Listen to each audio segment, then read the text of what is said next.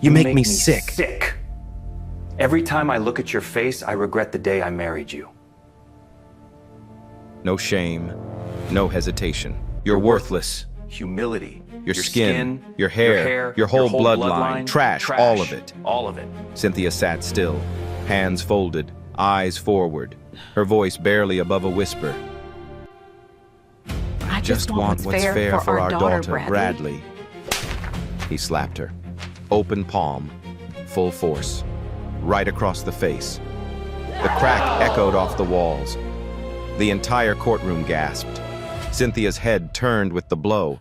A red mark was already rising on her cheek. She didn't scream, didn't cry, just held her face and breathed. But what nobody in that room knew was that behind the judge's door, the last person Bradley Moore ever expected was about to walk in. But before we get to that moment, let me take you back. Because this story didn't start in a courtroom. It started with a love that looked perfect on the outside and rotted from the inside. Cynthia Evans grew up in a small house in Charlotte, North Carolina. Her mama worked long hours, gone before sunrise, back after dark. Cynthia learned early to be independent. She put herself through college, graduated with a degree in psychology, and started volunteering at community education programs across the city. That's where she met Bradley Moore. It was a charity fundraiser, big ballroom, crystal glasses, men in suits writing checks to feel good about themselves. Cynthia was there organizing the event. Bradley walked in representing his family's real estate company, tall, confident, flashing a smile that could charm the paint off a wall. He found her during the cocktail hour, told her she was the most interesting person in the room, said he admired her independence, said he believed in equality, said all the right things at all the right moments. And Cynthia believed him. See, Bradley didn't just show up once, he pursued her. Flowers at her apartment door, long phone calls past midnight, weekend trips where he made her feel like the center of the universe. What Cynthia didn't know was that Bradley's father, Gerald Moore, had a reason to encourage the relationship. Gerald was expanding his real estate business into diverse neighborhoods. He needed a progressive image. A beautiful, educated black daughter-in-law was the perfect marketing tool. They married after 14 months. Big wedding. Local papers covered it. The Moore family smiled for every camera. The fairy tale lasted about 6 months. After the honeymoon glow faded, Bradley changed. Slowly at first, then all at once. He took control of the money. Cynthia needed permission to buy groceries. He pressured her to quit her job. Said a Moore wife didn't work. She hosted dinner parties and looked beautiful on his arm. When Cynthia pushed back, his voice turned cold. You should be grateful for this life. Do you know how many women would kill to be where you are? Then came the comments about her skin. He mocked her natural hair, called it unprofessional. He complained that their daughter Nyla looked too much like her mother. He told Cynthia her black friends weren't welcome in the house because they didn't fit the neighborhood. Gerald was worse. At family dinners, he referred to Cynthia as the girl Bradley picked up. He said it casually, like a joke. Nobody at the table laughed. Nobody corrected him either. The first time Bradley hit her was after a dinner party. Cynthia had disagreed with Gerald in front of guests, politely, respectfully, but firmly. On the drive home, Bradley's knuckles went white on the steering wheel. The moment the front door closed, he slapped her across the face. Don't you ever embarrass me in front of my father again. Cynthia called the police. She filed a report. 2 weeks later, that report disappeared from the system. Gone. Like it never existed. The second time, she ended up in the emergency room. Bruised ribs. The hospital record said, fall at home. Cynthia told the nurse the truth. Nothing changed. She later learned that Gerald Moore had donated a large sum to the local police benevolent fund. 2 months before her first report vanished. The breaking point came on a Tuesday night. Bradley came home drunk. Cynthia asked him to keep his voice down because Nyla was sleeping. He grabbed her by the hair. dragged her across the kitchen floor. 3-year-old Nyla stood in the hallway, barefoot, screaming. That sound, her baby screaming, broke something inside Cynthia. Not her spirit, her tolerance. The next morning, after Bradley left for work, Cynthia packed 2 bags, one for her, one for Nyla. She buckled her daughter into the car seat, pulled out of the Moore estate, and never looked back. She filed for divorce the same week. Only one attorney in the city would take the case against the Moore family, a solo practitioner named Nathan Phillips, working out of a one-room office above a barber shop. Now here's something important, something you need to understand for later. Throughout the entire marriage, Bradley had done something else, something quiet and deliberate. He had cut Cynthia off from her mother. Your mom always sticks her nose where it doesn't belong. She doesn't like me because I'm white.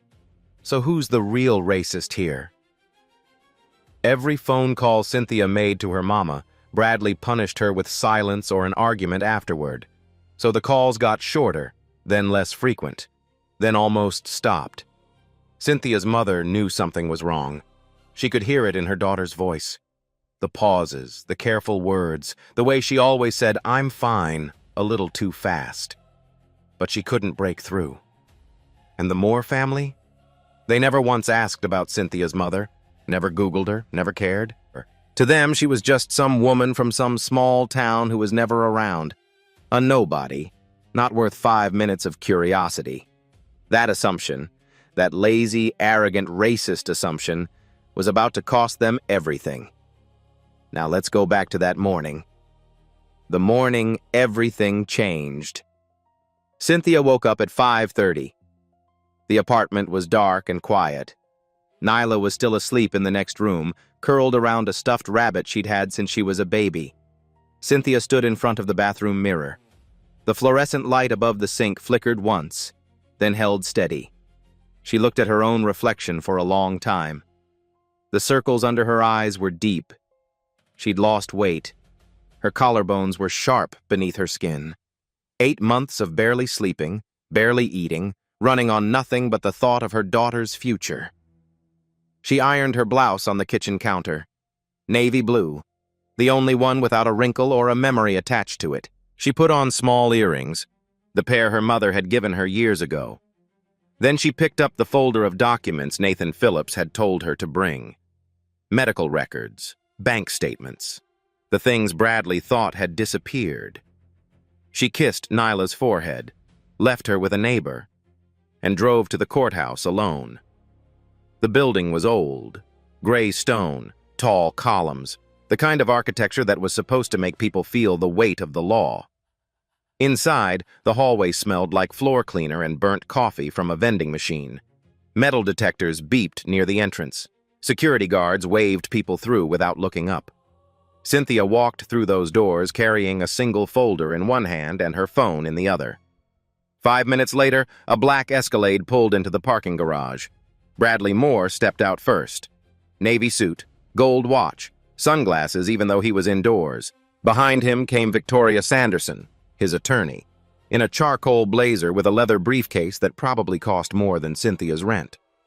Behind her, a paralegal rolled a case full of documents.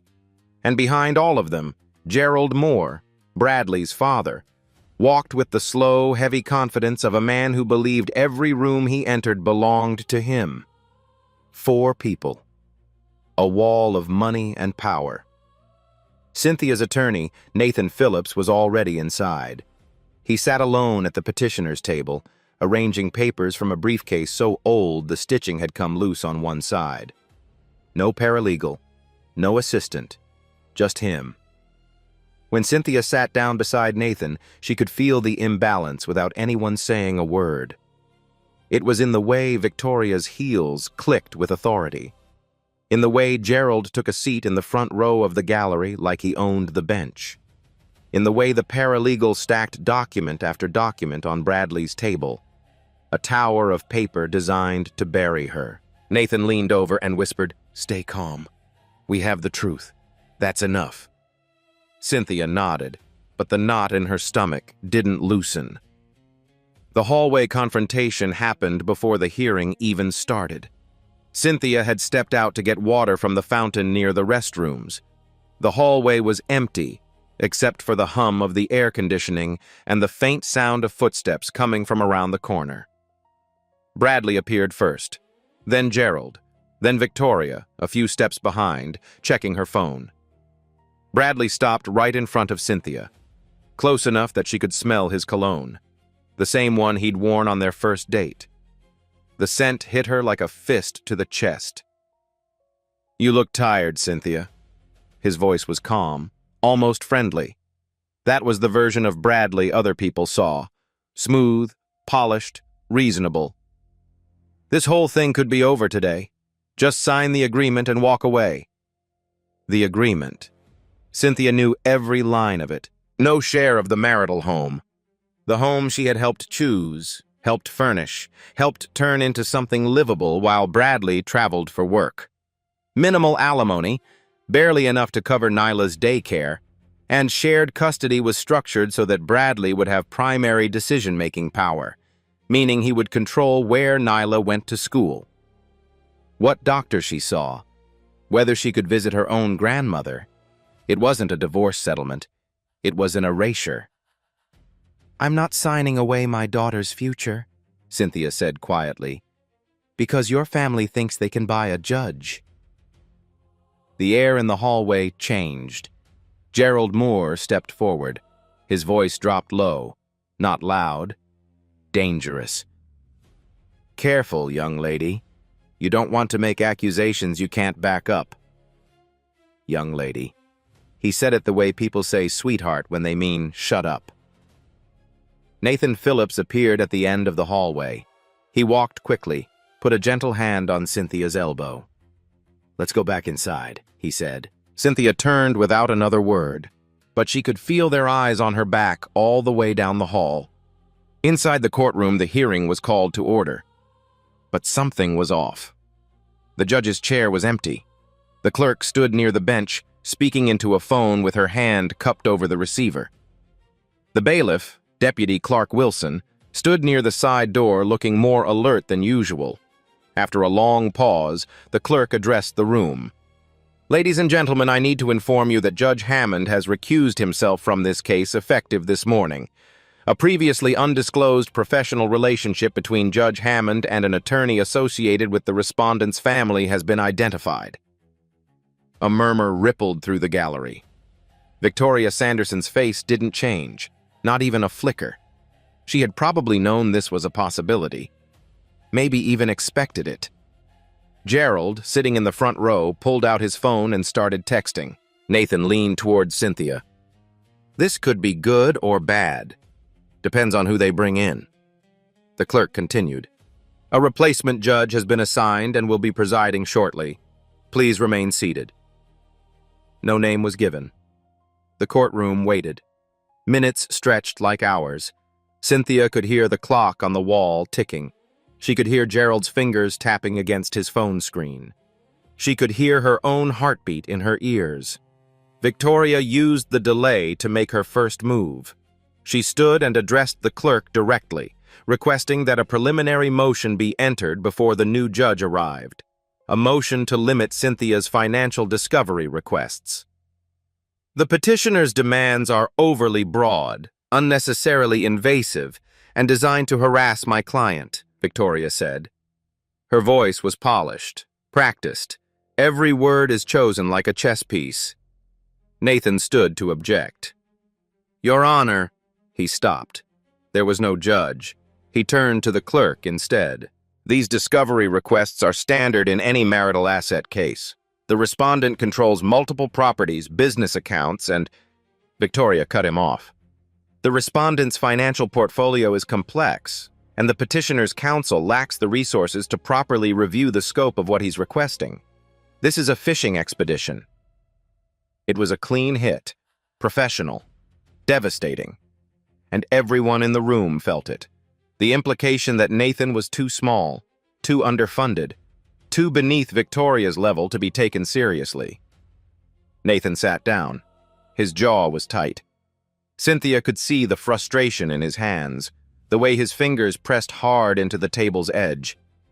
Bradley leaned over to Gerald and whispered something. Gerald nodded. A small smile crossed his face, the smile of a man who was watching a game go exactly as planned. Then the recess was called, and that's when Bradley walked over to Cynthia's table. The bailiff had stepped out briefly, just for a moment, just to check something in the hallway. The clerk was near the bench, organizing files. The gallery was half distracted, checking phones, stretching legs. Bradley stood over Cynthia. His shadow fell across her papers. "You think you're going to take my house?" His voice was low but sharp, like a knife dragged slowly across glass. "My money? You came into this marriage with nothing. Absolutely nothing." Cynthia didn't look up. "Your mother was a nobody from a nobody town. I gave you a name. I gave you a life. And this," he gestured around the courtroom, "this is how you repay me?" Cynthia looked up now. Her eyes were steady. Her voice was even. "You gave me bruises, Bradley, and I have the hospital records to prove it." Something shifted in his face.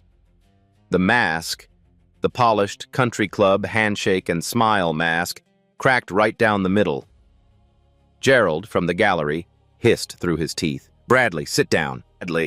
But Bradley was past listening. He straightened up, looked around the room, saw the court reporter watching, saw the journalist in the third row with her notebook open, saw Nathan Phillips rising from his chair. And he said it. Loud, clear, for everyone. "You people always play the victim. That's all you know how to do." The courtroom went dead silent. The court reporter's hands froze above her keyboard. The journalist's pen stopped mid-word. Nathan's mouth opened, then closed. Nobody breathed. And Bradley Moore was just getting started. What happened next took less than 4 seconds, but for everyone in that courtroom, it felt like an hour. Cynthia looked up at Bradley. She didn't raise her voice. She didn't stand. She just spoke. Calm, clear, steady, the way a person speaks when they've already survived the worst thing someone can do to them. "I'm not afraid of you anymore, Bradley." 7 words. That's all it took. Bradley's jaw clenched. His nostrils flared. His right hand came up fast, open palm, full swing, and connected with the side of Cynthia's face so hard that her head snapped to the left. The sound was like a firecracker going off in a library. Cynthia's body jerked sideways. Her elbow hit the table. The folder of documents, hospital records, bank statements, custody petitions, exploded off the surface and scattered across the floor like fallen leaves. Her hand went to her cheek. A red mark was already blooming beneath her fingers. For 1 full second, nobody moved. Then the courtroom erupted. The journalist in the third row dropped her pen and grabbed her phone. Her thumb was already moving before she even thought about it. Deputy Clark Wilson came through the side door fast, one hand on his belt, his boots heavy on the tile floor. Nathan Phillips shot out of his chair and moved toward Cynthia, putting himself between her and Bradley like a human shield. Gerald Moore was on his feet in the gallery. His face was the color of a bruised plum. "It was an accident," he shouted. "She provoked him. You all saw it. She provoked him." Nobody agreed. Nobody nodded. Nobody backed him up. Victoria Sanderson stood frozen at the respondents' table. For the first time in her career, she had nothing prepared. No motion. No objection. No clever redirect. She just stood there, mouth slightly open, watching her case and her client disintegrate in real time. Deputy Wilson reached Bradley in 3 strides. "Sir, step back. Now." Bradley didn't step back. He pointed at Cynthia. His finger shook. "She's been lying. She's been lying about everything since day 1. This whole thing is a setup. Sir, step back." Wilson's hand was on Bradley's shoulder now, firm, not gentle. Gerald pushed forward from the gallery railing. "Get your hands off my son. Do you know who we are? I will have your badge by tomorrow morning." Wilson didn't blink. "Sir, if you take one more step, I will arrest you for obstruction. Sit down." Gerald stopped. His mouth worked silently like a fish pulled from water. For maybe the first time in his life, someone in a uniform had told him no, and meant it. Bradley was still shouting. His voice had gone high and thin, like a man who could feel the floor disappearing beneath him but couldn't stop talking. "This is my wife. This is a private matter. You have no right." "You just struck a woman in open court," Wilson said. His voice was flat, professional, final. "I have every right." He turned Bradley around and put him against the table. Bradley's palms hit the wood. His gold watch clinked against the surface. The courtroom was chaos. The journalist was typing with both thumbs, her phone held low under the gallery rail. The court reporter, Rebecca Torres, was transcribing at double speed, fingers flying across the keys, capturing every word, every shout, every sound. A woman in the back row was crying quietly, her hand over her mouth. Two men near the aisle were shaking their heads, one of them muttering "unbelievable" under his breath. Nathan Phillips knelt beside Cynthia. "Are you okay? Can you hear me?" Cynthia nodded slowly. Her left cheek was swelling. The red mark had deepened to something darker. She pressed her palm against it and winced, but her eyes were dry, bone dry, like a woman who had used up her tears a long time ago and had nothing left but iron. "I'm okay," she said. Her voice didn't shake. "I'm okay, Nathan." Nathan stood and turned to the clerk. His voice rang through the noise like a bell. "Let the record reflect, clearly and permanently, that the respondent, Bradley Moore, just physically assaulted the petitioner, Cynthia Evans, in open court, in front of no fewer than 15 witnesses, an officer of the court, and a certified court reporter." The clerk nodded. Her hands were trembling, but she typed every word. Victoria Sanderson finally moved. She stepped toward the front of the room, her heels clicking on the floor, but slower now, uncertain. "I would like to request a brief recess to confer with my client." "There is no judge present to grant a recess," Nathan said. He didn't even look at her. Victoria stopped. She looked at Bradley, now pressed against the table with Wilson's hand on his back. She looked at Gerald, standing in the gallery with his phone still in his hand and his face drained of color. She looked at the journalist, who was now holding her phone at an angle that could only mean one thing. She was recording. For the first time, Victoria Sanderson looked like a woman who realized she had boarded the wrong ship and it was already sinking. Gerald pulled out a second phone. His fingers moved fast. He was calling someone. Maybe another lawyer. Maybe a friend at City Hall. Maybe someone who owed him a favor. It didn't matter. For the first time, Gerald Moore was dialing numbers and nobody was picking up. Bradley had stopped shouting. He stood with his palms flat on the table, breathing hard, staring at the scattered documents on the floor. Cynthia's hospital records had landed face up near his feet. He could see the words, "blunt force trauma," printed on one of them. He looked away. The room buzzed with whispered conversations. A man in the gallery leaned toward the woman next to him and said, just loud enough to hear, "Did that really just happen?" She nodded without taking her eyes off Cynthia. The air was thick with tension, the kind you can feel on your skin, like humidity before a thunderstorm. The clock on the wall ticked. The fluorescent lights hummed their flat, indifferent hum. The smell of floor cleaner mixed with sweat and adrenaline. Cynthia bent down slowly and began picking up her papers, one by one, carefully. Nathan knelt beside her to help. Nobody else moved to assist them. Bradley's hospital records, bank statements showing transfers she'd never authorized, photographs of bruises she'd taken in the bathroom mirror at 3 in the morning while Bradley slept. She stacked them neatly, placed them back on the table, folded her hands on top of them, and waited. 2 minutes passed. maybe 3. It felt like 30. Then, from behind the judge's bench, came a sound. A door handle turning. Slow, deliberate. Every head in the courtroom turned. The clerk stood. She straightened her jacket. She took a breath. And in a voice that carried to every corner of the room, she announced, "All rise. The Honorable Judge Lorraine Evans presiding." The heavy oak door behind the bench swung open, and a woman stepped through. She was tall, late 50s, black. She wore judicial robes that fell straight and pressed, not a single wrinkle. Her hair was pulled back in a low, clean twist. Her posture was the kind that comes from decades of standing in rooms where people underestimated her, and learning to take up space anyway. She didn't rush. She didn't scan the room nervously. She walked to the bench the way a general walks onto a battlefield. Calm, measured, already aware of every piece on the board. She placed a folder on the bench, adjusted her chair, put on her reading glasses. Then she looked up. Her eyes moved across the courtroom, slowly, precisely.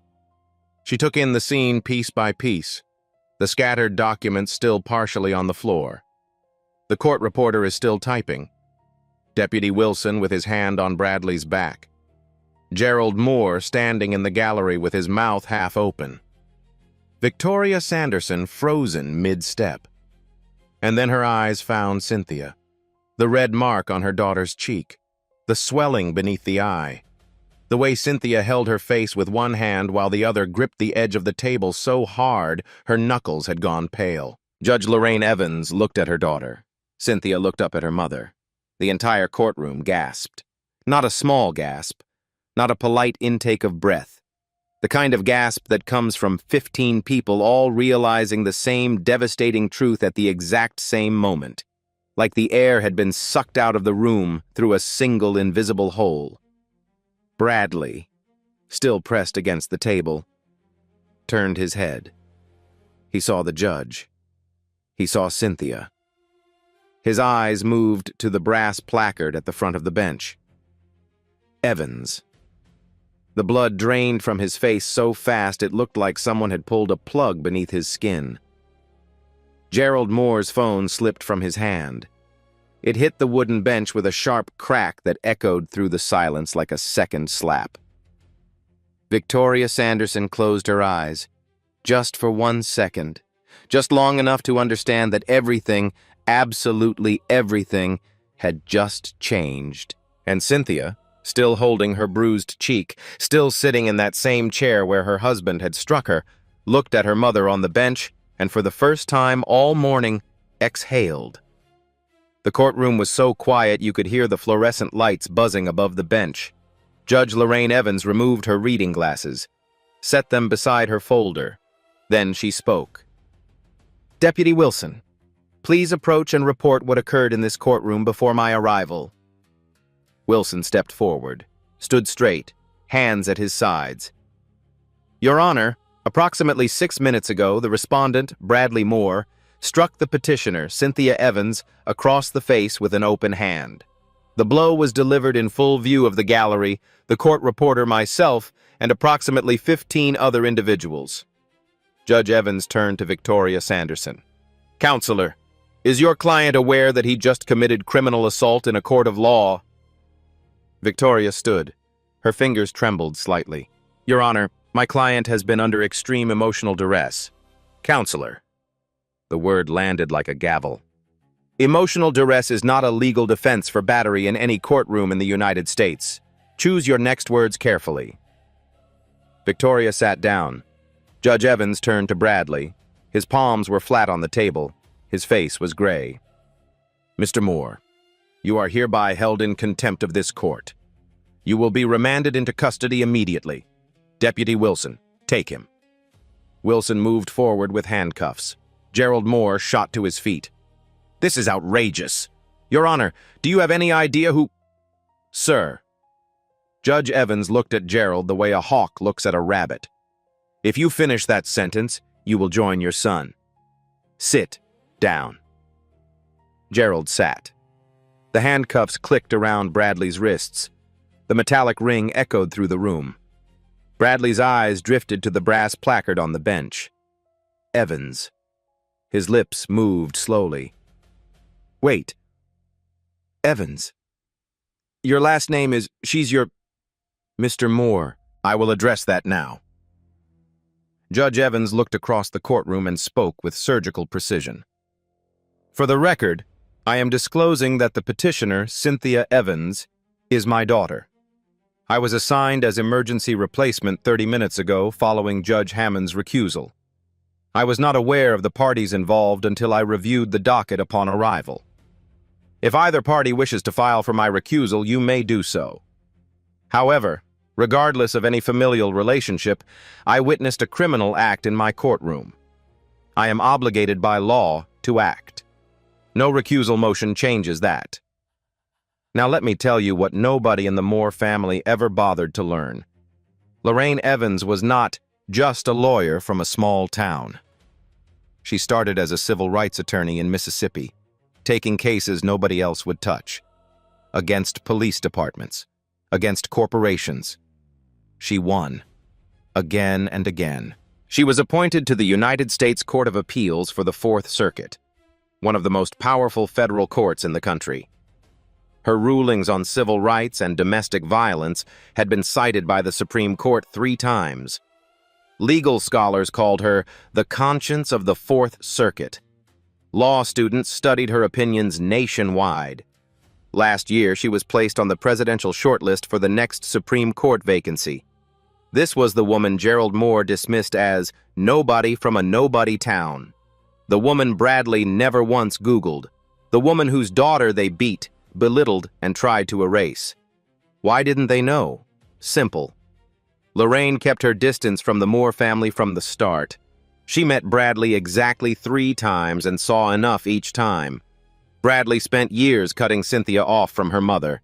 Every phone call was punished. Every visit is discouraged. So when Lorraine's career reached its peak, Bradley had no idea, because he made sure his wife couldn't talk to her own mama. And the third reason, the simplest, the ugliest, was arrogance. The Moore family never researched Lorraine because they never believed a black woman from a small southern town could be anyone worth knowing. Their own racism built the trap they just walked into. Victoria Sanderson ran the calculation in her head. File for recusal. Lose the contempt charge and assault on record. Don't file. Argue before the victim's mother, a federal appellate judge on the Supreme Court shortlist. There was no good move, no clever play, no exit. Nathan Phillips stood. For the first time in these proceedings, his voice was steady, unhurried. Your Honor, the petitioner does not object to your continued oversight of this matter. Judge Evans nodded. She ordered Bradley removed, scheduled a full evidentiary hearing for the following week, granted Cynthia a temporary emergency protective order, effective immediately, granted Cynthia temporary sole custody of Nyla, effective immediately. Bradley was led toward the side door in handcuffs. His gold watch caught the fluorescent light one last time. His shoes dragged on the tile, the walk of a man whose legs had forgotten how to carry him. Gerald sat motionless in the gallery. His cracked phone buzzed on the floor. Incoming calls, one after another. He didn't pick it up. It was already on the news. By 2 o'clock that afternoon, Bradley Moore was standing in front of a booking camera at the county jail. The fluorescent light above him was harsher than the one in the courtroom. It turned his skin yellow and made the bags under his eyes look like bruises. A corrections officer told him to face forward, then left, then right. The shutter clicked 3 times.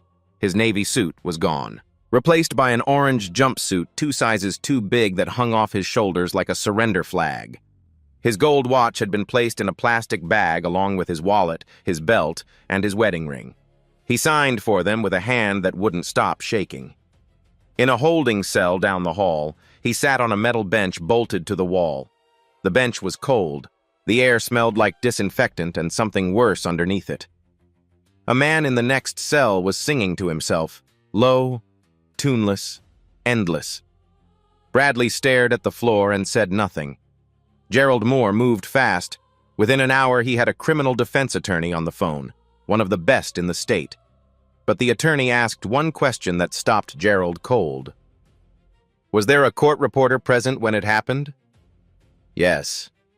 A long pause on the other end of the line. And a bailiff? Witnesses? A journalist? Yes, yes, and yes. Another pause. Longer this time. Mr. Moore, I'll take the case. But I want you to understand something. Your son assaulted a woman in open court, on the record, in front of more than a dozen witnesses. There is no version of this that goes away quietly. Gerald hung up without saying goodbye. By 3 o'clock, the journalist from the courtroom gallery had published her story online. The headline was simple. Devastating. Man slaps wife in open court. Her mother was the judge. By 4 o'clock, it had 10,000 shares. By 6 o'clock, it was on the front page of every major news aggregator in the country. The court reporter's transcript was requested by 4 different media outlets before the end of the business day. Comments poured in by the thousands. Outrage, disbelief, fury. Strangers who had never met Cynthia Evans were sharing her story like it was their own. Victoria Sanderson watched the coverage from her office on the 14th floor of a glass tower downtown. She poured herself a drink, took one sip, then picked up the phone and called Gerald Moore. I'm withdrawing from the case. Gerald's voice came back sharp, dangerous. You can't do that. We had an agreement. Your son committed assault in front of 15 witnesses, a court reporter, and a law enforcement officer. The footage from the courthouse security camera is already being requested through public records. I cannot ethically continue to advocate for favorable terms for a client who did what yours did today. You'll never work in this city again. Victoria paused. When she spoke, her voice was flat, tired, done. Mr. Moore, there is no version of this where your son wins. Not in court, not in public, not anywhere. I suggest you find your son a very good criminal defense attorney. He's going to need one. She hung up, finished her drink, and began drafting her formal withdrawal letter. That evening, Cynthia's apartment was quiet. Nyla was asleep in the next room. The hallway light was on. Nyla couldn't sleep without it.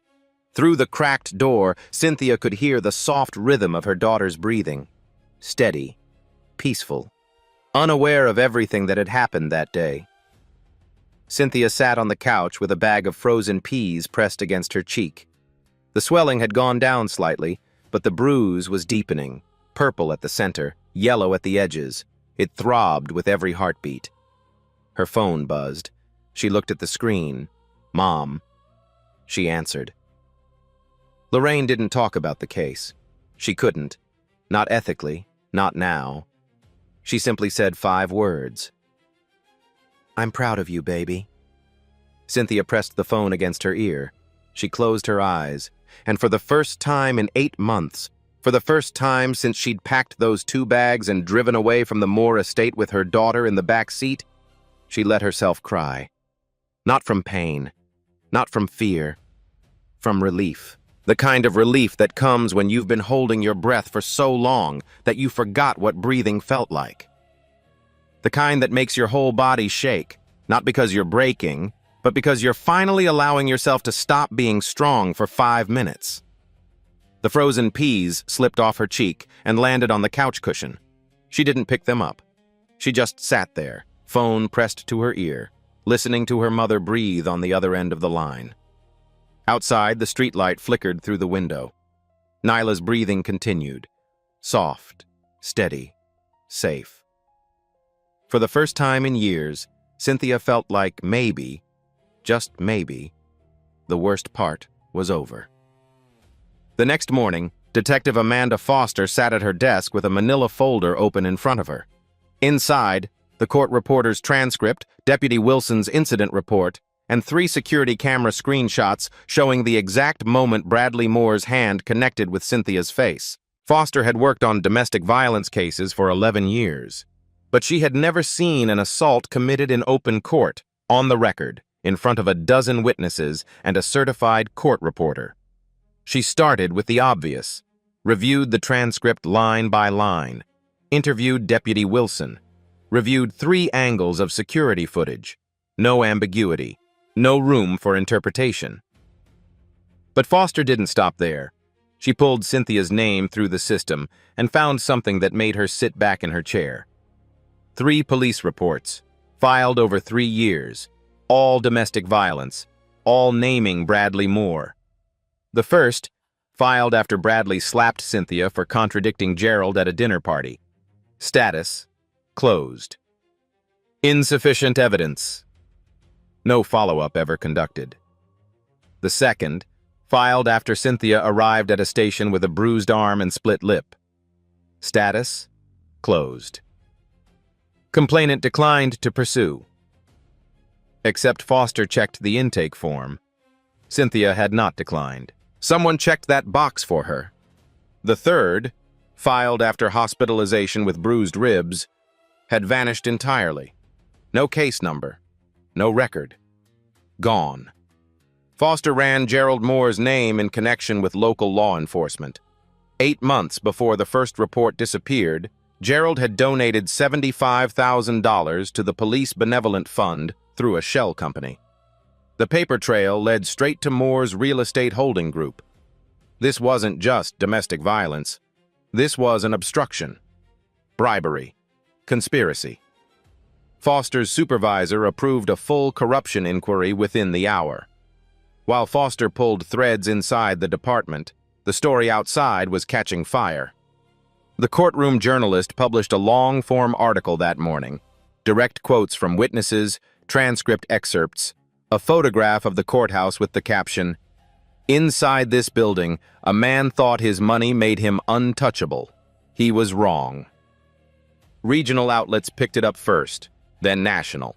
By noon, every major network was running the story. The real explosion came when a producer ran a background check on Judge Lorraine Evans. The segment aired at 6 that evening. The anchor reported that Judge Evans sat on the United States Court of Appeals for the Fourth Circuit, one of the most powerful federal courts in the country. That her rulings on civil rights and domestic violence had been cited by the Supreme Court 3 times. That she was currently on the presidential shortlist for the next Supreme Court vacancy. Then the anchor paused and said, "The man who slapped her daughter once referred to her as," quoting a source close to the family, "a nobody from a nobody town." Within 24 hours, the story had been viewed over 40 million times.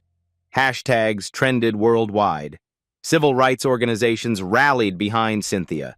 Domestic violence groups used the case to push for mandatory courthouse safety protocols. Then the second wave hit the Moore family. Gerald's real estate empire began to collapse. Business partners distanced themselves publicly. 3 major tenants refused to renew leases. The city council opened a review of every Moore company contract from the past decade. Former employees came forward with allegations of racial discrimination, wage theft, and hostile work environments. Bradley's social media was unearthed. Posts mocking black culture, comments calling diversity initiatives charity for the unqualified. Everything published alongside the courtroom footage. The man who said those things and the man who slapped his wife, the same person. The criminal trial began 11 weeks later. Bradley was charged with assault and battery, contempt of court, and conspiracy to obstruct justice connected to the suppressed police reports. The prosecution's case was airtight.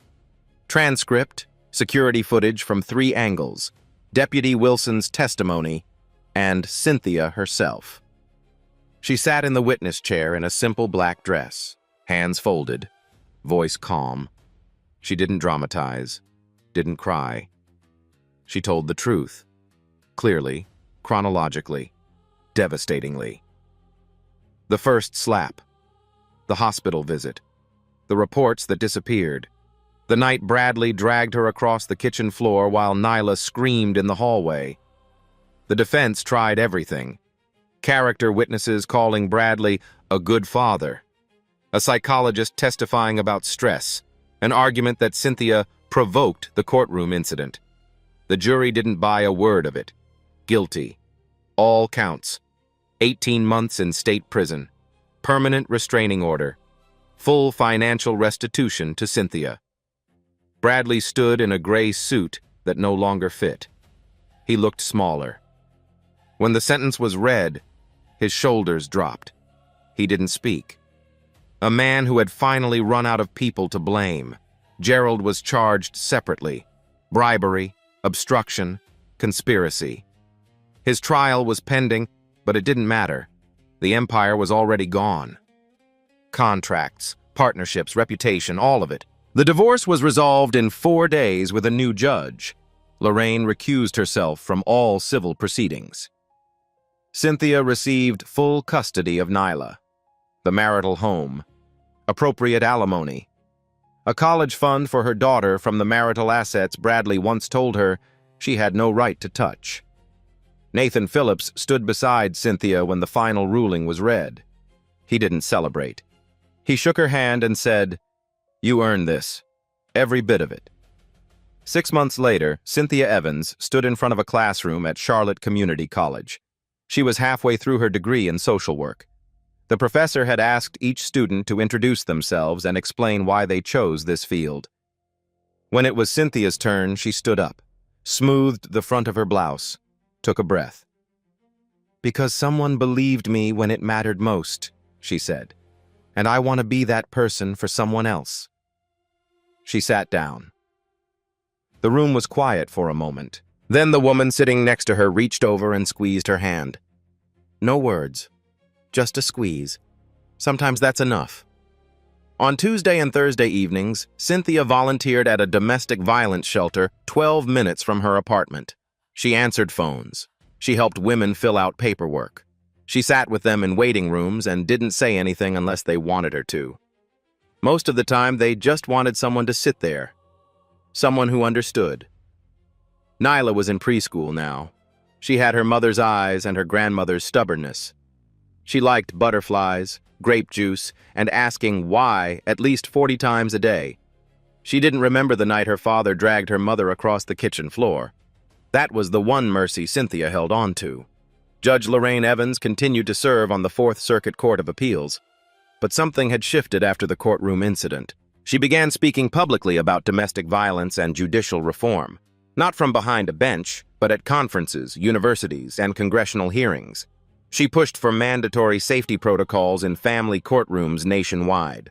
She advocated for independent review boards to investigate when police reports in domestic violence cases disappeared. Her Supreme Court nomination moved forward. The courtroom incident, rather than derailing her career, amplified it. Senators on both sides cited her composure and professionalism that day as evidence of exactly the kind of temperament the highest court required. The confirmation hearings were scheduled for the fall. Bradley Moore served his 18 months at a state correctional facility 40 miles outside Charlotte. His cell was 8 feet by 10 feet. The walls were cinder block painted beige. The mattress was 2 inches thick.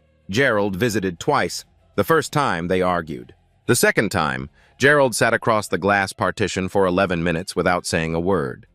Then he stood up and left. He didn't come back. Bradley's former friends stopped calling after the first week. His social media accounts were deleted, not by him, but by a reputation management firm Gerald had hired and then fired when the invoice came due and nobody was left to pay it. When Bradley was released, no journalist was waiting outside. No camera crew, no crowd. Just a parking lot, a bus stop, and a long road back to a life that no longer existed. Gerald Moore's trial began 4 months after Bradley's sentencing. The charges were bribery of public officials, obstruction of justice, and conspiracy. The evidence was overwhelming. Bank records, shell company filings, testimony from 2 police department employees who decided that protecting Gerald Moore was no longer worth their careers. His real estate empire had already lost over 60% of its value. Former tenants had filed lawsuits. The city council had revoked 3 of his major development contracts. Former employees continued to come forward, 11 at last count. with allegations spanning racial discrimination, fraud, and wage theft. Gerald sat in the defendant's chair looking 10 years older than he had in that courtroom gallery. The man who once walked into every room like he owned it now sat with his shoulders curved forward and his eyes fixed on the table in front of him. Nathan Phillips kept his one-room office above the barber shop. He could have moved. The case had brought him more clients than he'd had in the previous 5 years combined. But he liked the barber shop. He liked the noise. He liked being where regular people could find him. He started dedicating 1 day a week to pro bono work, representing domestic violence survivors who couldn't afford an attorney. His waiting room was always full. The irony of this entire story is almost too perfect. The Moore family spent years believing their money and their name made them untouchable. Gerald pulled strings. Bradley threw punches. Victoria filed motions. They built a fortress out of wealth and arrogance and assumed nobody could break through. But the one thing they never did, the one simple thing that would have changed everything, was respect the woman their son married and learn who her mother was. Their contempt was their blindfold. Their racism was their trap. And their arrogance walked them straight into a courtroom where the most powerful person in the building was the woman they had dismissed as nothing. That is the thing about looking down on people. You never see what's right in front of you. Not until it's far too late. This story is fiction. Every character, every courtroom, every name. I made it all up, but the feelings inside it, the fear of not being believed, the exhaustion of fighting a system designed to protect the powerful, the loneliness of being told your pain doesn't matter because someone with more money says so, those are real. Exposed in case after case. Exposed in report after report. Exposed every single day in courtrooms and police stations and emergency rooms across this country. So the question isn't whether stories like this happen. The question is what we do when we see it. What would you have done if you were sitting in that courtroom gallery? Would you have spoken up? Would you have recorded it? Would you have stood beside her? Or would you have looked away like everyone else? Drop your answer in the comments. I want to hear it. If this story hit you in the chest, smash that like button. Share it with someone who needs to hear it. And if you're not subscribed yet, come on now. You already know what to do. Because justice doesn't always show up on time. But when it does, it remembers everything. Bradley Moore slapped his wife in open court, and the judge who walked in, the woman he called a nobody from a nobody town, she was on the Supreme Court short list. But here's what really gets me. The Moores had every resource in the world, money, lawyers, connections. They made 3 police reports disappear. They bought a church. They spent years making Cynthia believe she was alone, but they never once, not once, bothered to woo her mother. Why? Because a black woman from a small southern town couldn't possibly matter. That's not just arrogance. That's the kind of blindness that only comes from looking down on people your whole life. And that's the part that haunts me. How many women out there right now filing reports that disappear, sitting in courtroom, outgunned, being told nobody will believe them? So I need to ask you something real. Have you ever been in a situation where someone tried to erase your voice? What did you do? Tell me in the comments. If this hit you, like, share, and subscribe. Hit that bell. We tell this story every week. Justice doesn't always show up on time, but when it does, it remembers everything.